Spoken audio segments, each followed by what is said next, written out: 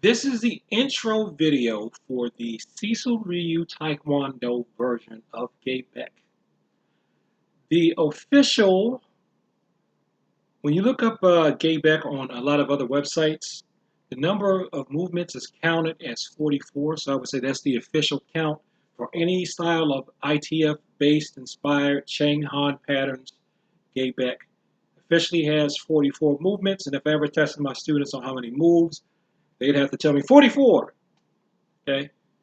But the variation that I do is based on me hammering together all the different versions of GeBeck I've seen people do and that I've read about.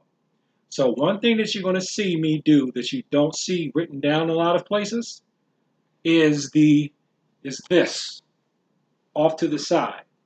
Okay? If you don't do that in your version, then you don't do that in your version. If you're a student of mine, you have to do this. If you ever see, and I cannot remember the name of the book, if I find it, I'll put it below. You'll see it referenced as do a figure 8 motion with your hands.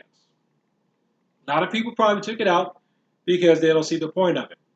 I've found at least 2 applications of it.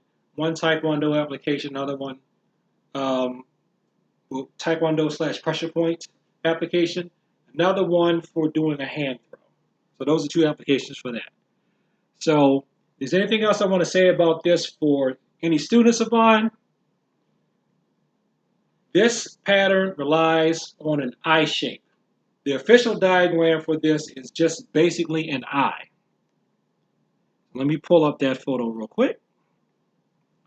So you see here, oh, this isn't rendering well.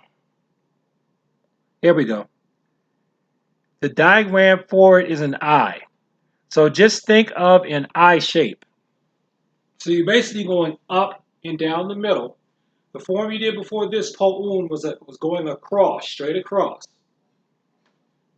GeBeck is straight up and down the middle, but you go off at an angle here and an angle here on the line. So just keep that in mind. Without further ado, next video, I'm going to do the whole form, and then I'll come back for step-by-steps. One more thing. I do these kicks in here, I do them all as high kicks. You do not have to do them all as high kicks. You can even do them as low kicks if you want. I do them as high kicks to keep my high kicks.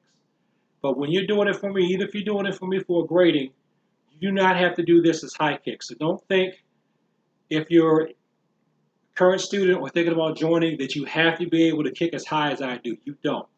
In fact, the applications for these, if I ever get around to doing an application for it, the applications will rarely be high kicks. I do high kicks just so I can keep the flexibility. All right? Without further ado, let's get started.